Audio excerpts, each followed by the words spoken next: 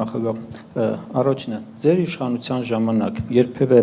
ունեցել եք տարաձայնություններ վեհապարի հետ եւ եղել է ցանկություն, որ մեկ ուրիշը դառնա ամենայն հայոց կաթողիկոս։ Եթե եղել են տարաձայնություններ, ինչպես են հարթվել, խնդրում եմ ասեք։ Եվ երկրորդը, անդրադարձ կատարեցիք դատական համակարգին, բայց հիմա հնչեցնեմ այս հարցը։ Տեսնում եք, թե ինչ վիճակի է հասել դատական համակարգը, դատավորները ահաբեկված են, որոշները դարձել են իշխանության կամակատարները, չնայած որ իշխանությունը կարծես նրանց անկախության եւ կոռուպցիայից զերծ պահելու համար լավ վճարում է, 3 անգամ կարծես բարձրացրել է աշխատավարձերը, ինչ լուծում եք տեսնում նախորդ ժամանակահատվածից նաեւ ելնելով, ինչպես նաեւ հաշվի առնելով, որ անմիջականորեն առնչվել եք ենթարկվել հետապնդումների։ Ինչ պետք է անել, ինչ եք անելու դուք, ինչի սպասեն դատավորները ձեր ընտրվելու դեպքում։ Դատական համակարգից սկսեմ, այնինչ ես ասացի, թե ոնց եմ տեսնում դատական համակարգի անկախության ապահովումը, ենթադրում եմ, որ յուրաքանչյուր արժանապատվություն ունեցող դատավորը երազում է այդպիսի համակարգ ունենալու համար, որ ինքը մեկ մարդու կմաչուկից կախված չլինի։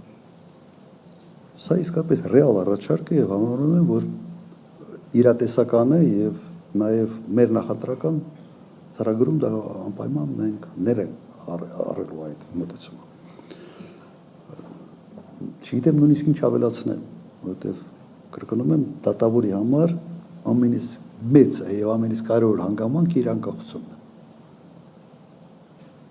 Հիմա ինչ վերաբերում է վեհապարի հետ հարաբերություններին, բարբերաբար հանդիպել ենք վեհապարի հետ իմ նախագահության ժամանակ, որևէ միտք փոխել, ինչ-որ մտնել պատմությունների մեջ, ոչ թե չի եղել, նույնիսկ եթե մեկը ինձ ասեր, որ գալու է մի պահ, որ մենք ունենալու ենք այս պատկերը, ես կասեի, հոգեկան հիվանդ է, հարց տվող է, ես կասեի, հոգեկան հիվանդ է այդ մարդը։ Անիմաստ, իմ ժամանակ ամենից մեծ ծավալի եկեղեցաշինությունն է եղել Հայաստանում։ Եթե հիշում եք, դա հենց վեհապարի շնորհիվ ինքը կարողացել է եւ ֆինանսական ինչ-որ միջոցներ հայտարարել եւ բավական եկեղեցիներ կառուցվել այն ժամանակ, բարբերաբար քննարկել ենք, բայց երբեք չի եղել քննարկում, որը կարող էր փոխադարձ անվստահության ինչ-որ բան ձևավորել, մթնոլորտ, երբեք չի եղել։ Հակառակը, միշտ ասում է ինչա պետք, ինչով կարակ օգնենք։ Ես ինքս հորդորում էի, որ այսքան նոր եկեղեցիները լավա որ անում եք, բայց այն մեր պատմական եկեղեցիների վրա մի քիչ ավելի մեծ ուշադրություն դարձրեք, նաև այդ ռեստորացիայի բանի տեսանկյունից, այդ կարգի խոսակցություններ են եղել։